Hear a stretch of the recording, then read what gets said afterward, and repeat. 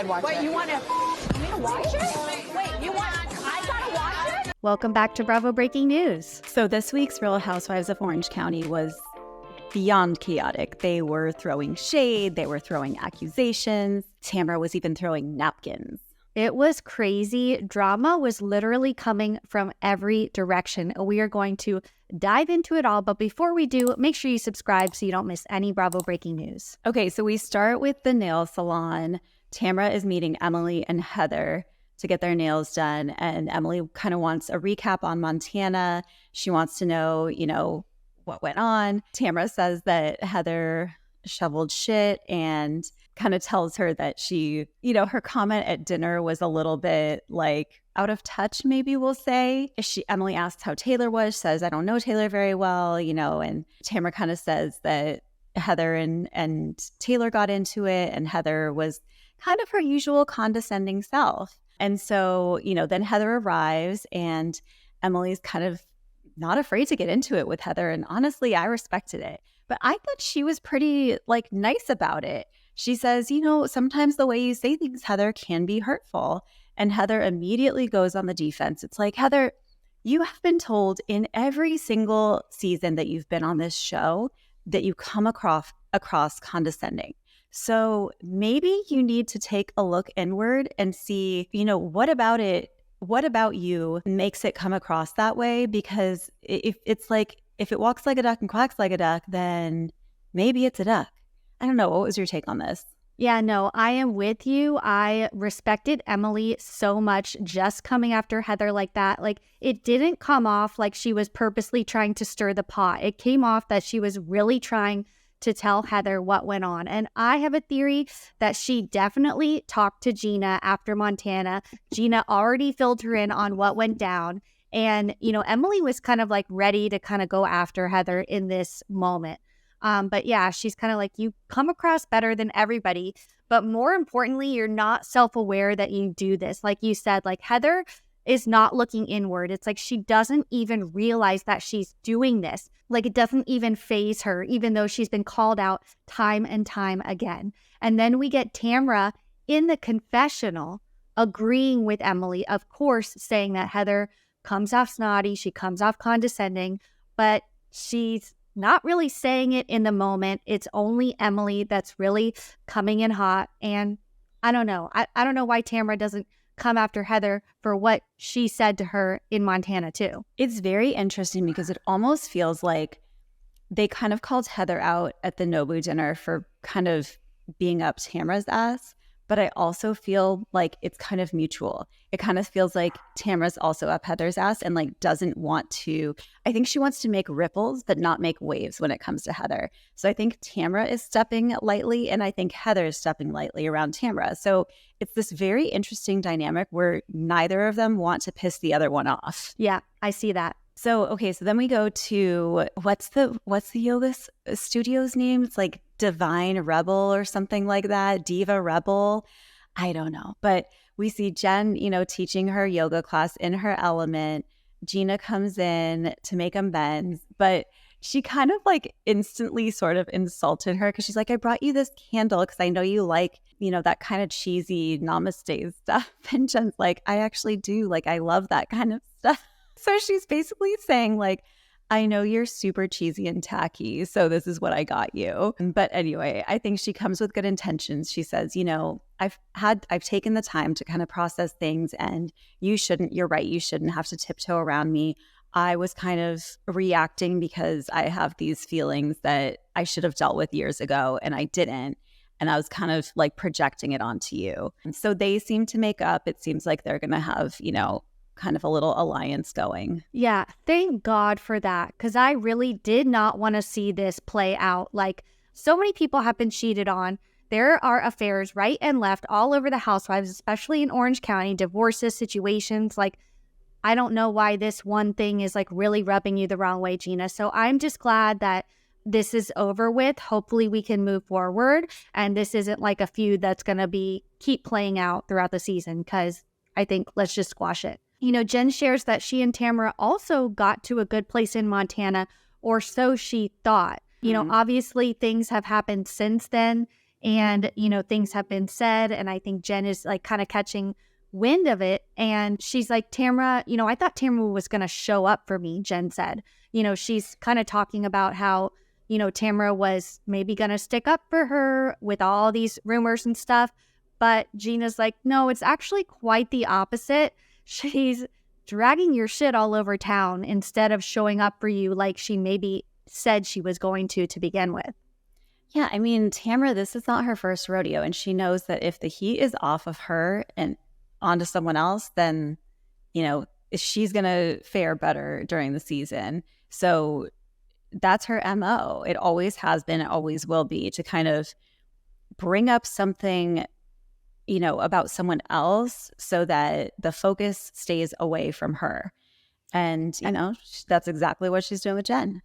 And I said it before, and I'll say it again. Like, I think that Tamra brought Jen on the show with this motive in mind. I think that she had an idea of like how things were going to go. I think she kind of had planned to bring this stuff up all along, and she knew that she could create tension and drama with Jen with this storyline like very easily, and Jen being a newbie kind of wouldn't know what to do and wouldn't know how to handle it. So I don't know. It's giving calculated. Yeah, totally. Okay, so then we have this Duffy boat situation. They're taking a little pink Duffy boat to the dock at Nobu. I want to know how long that ride is. It seemed to me like it was probably like a 5-minute ride, and there was a lot of much to do about nothing. But I gotta say, I am kind of over like all these pink outfits. It seemed like the theme was pink again, and we already had the flamingo party. I feel like I'm seeing the same looks, like these pink like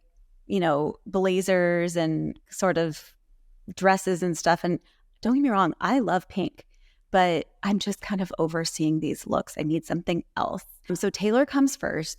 Heather's like, oh, I'm so glad you are here because I wanted to talk to you. Heather apologizes to Taylor and says like, I'm sorry that I hurt your feelings. And it does seem kind of genuine, but I think she kind of realized that she was coming across not in a good way. And Taylor apologizes also, and they kind of agree like this just got way blown out of proportion, like let's just move on. But then we flash to Heather's confessional, and they're like, are you really sorry? And she's like, no.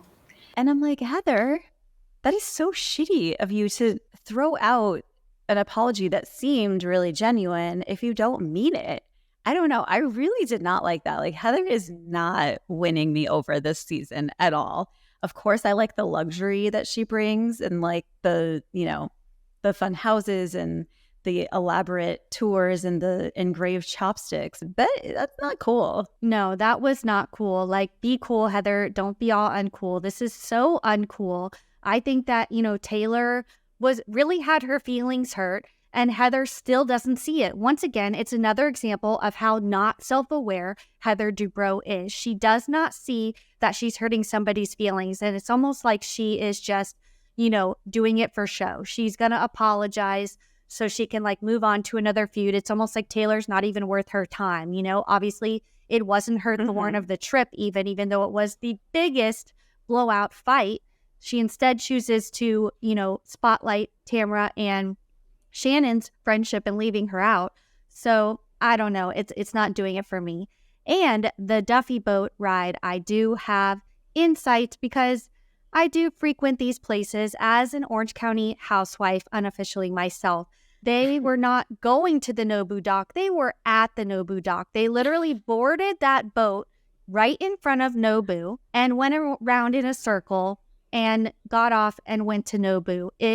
I don't know why they made it seem like they were boating to Nobu. They were already right in front of Nobu. So just a little, insider secret.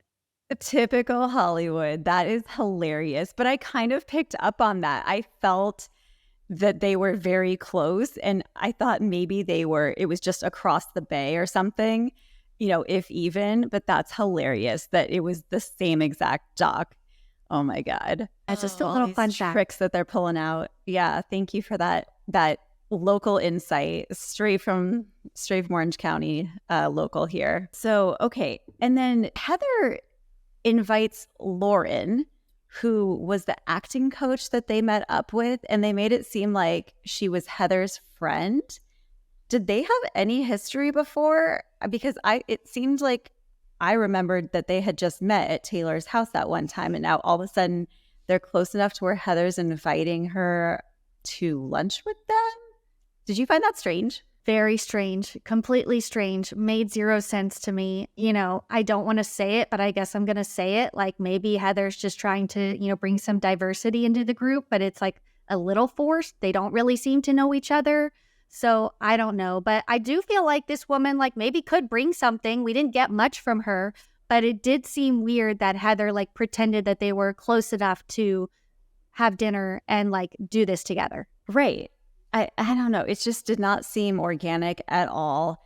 And if anything, you would think they would introduce her as Taylor's friend because Taylor's the one who, hired her to be her acting coach. So the whole thing was strange, but I agree. I think Lauren, she was chiming in and she was kind of inserting herself a little bit in the conversations. Obviously not too much because I think she, is kind of just getting her feet wet, but I don't know. It was weird. So, okay. So at dinner, Heather says, oh, I have presents for everyone. And, oh, those chopsticks, are engraved with your name. And they say, you're too fabulous to shovel shit, and in Japanese. And it was just, again, it's just not the right tone, Heather. Like you just seem out of touch with reality. And honestly, if I lived the way she lived, I would probably be out of touch with reality too, but I wouldn't go out of my way to highlight that. And she kind of says, oh, I loved that. I think it was Tamra said, oh, this is the Tom Ford candle. Oh, I already have this. I thought that was probably irked Heather a little bit. And Emily says, I thought she described it perfectly. She said, I've never met anyone so unaware that they are so unaware. And that's the perfect way to describe it. Heather has no idea that she comes across so snooty. Yeah, and it's like, why are you like grasping or holding on to this like shoveling shit like metaphor? I don't know. It's like, why is she making this her thing? It's like because it's so far gone from the life that she lives, she thinks it makes her like relatable to like talk about it or like make fun of it or something like that. Like, it's so weird. I mean, like she brought it up at the nail salon. Oh, my back hurts from shoveling shit. Like, stop talking about shoveling shit, Heather. It does not make you any more likable or relatable than you were before. I don't know. It's just, she's making her identity about shoveling shit. And it's just a very odd choice. And then Shannon was like, I shoveled shit for years. Do I need to put it in Japanese? Like, Shannon, that was iconic.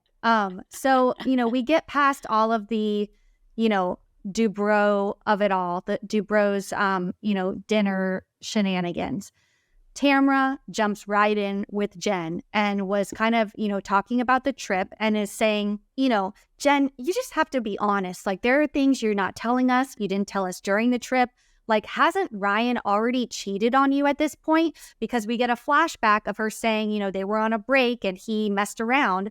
But apparently that doesn't mean the same thing as it does to Tamra than it does to Jen. It's like, she says she's worried for Jen, but this isn't coming across as being worried about her. This is coming across as really trying to stir the pot. We get the Jim comment again, and then Jen hits back with something that honestly shocked me to my core. She insinuates that Tamra also had a thing for Ryan, Jen's boyfriend, and he was to them like hot gym guy. Like, what? Honestly, it didn't surprise me though. Tamra's super flirty, and I can definitely see her saying like, oh, should I go up to his bedroom and take one for the team?